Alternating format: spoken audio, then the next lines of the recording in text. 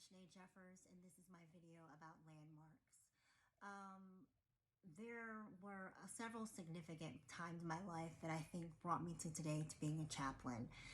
And one of them was significant was my Aunt Aggie died. And I was at her funeral.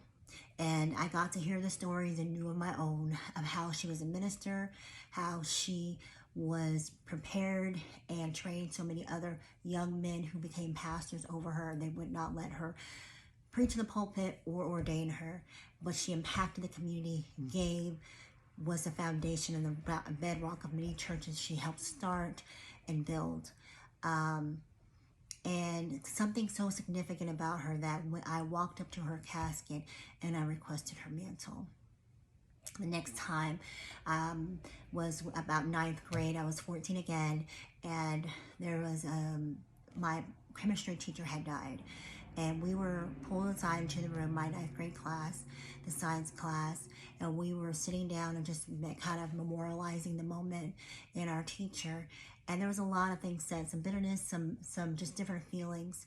And I wound up speaking up. I wasn't well liked. I was one of very few minorities in the whole school. That's from preschool to high school. And I spoke up. I'm not sure what I said, but I spoke. And one of the more popular boys, well liked, spoke and said, you should be a pastor. And I said, no, this should be how every Christian is. And he's like, no, you should be a pastor. I wasn't really sure what was happening there, but it was very significant because I remember it today at 40. Also, the next point was go forward. I was acknowledged right before I decided to become ordained and go through my process and go to seminary. One was a young woman who was a youth pastor at the church that I was attending at the time, and the other was a woman that was the first Black female bishop of the United Methodist Church at large. And at 2 separate occasions, both of them had recognized me and said, someone's looking for you. You're needed. They need you. And I'm not one to get words. I'm not one to get touched. And, you know, some people are just always getting anointed and all this other stuff. That's not me. So I thought, I'm gonna remember this moment. The next time I was in my district superintendent's office.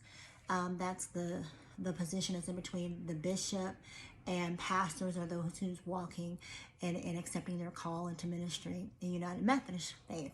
And so with that was a woman that I had never met before, had walked into the office, and I was putting away my paperwork, and I was turning some things in, getting some stuff signed, and she said, you have such a spirit of love that comes from you. And I said, oh, well, thank you. She said, it's real. It really is. And we need that.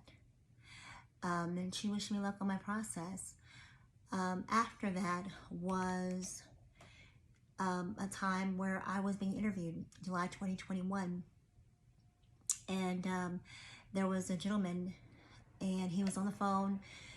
It was my last interview, my 3rd interview in person for the position that I have now. And he talked about how he had had cancer at one point, and he was in the room, and how I would handle it.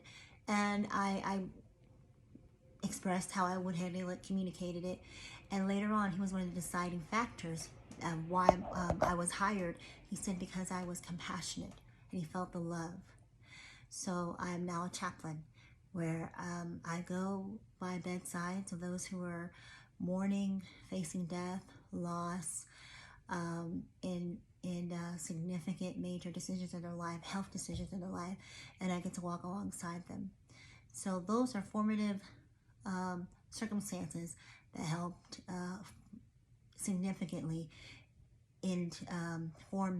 formulate the person that you see before you today.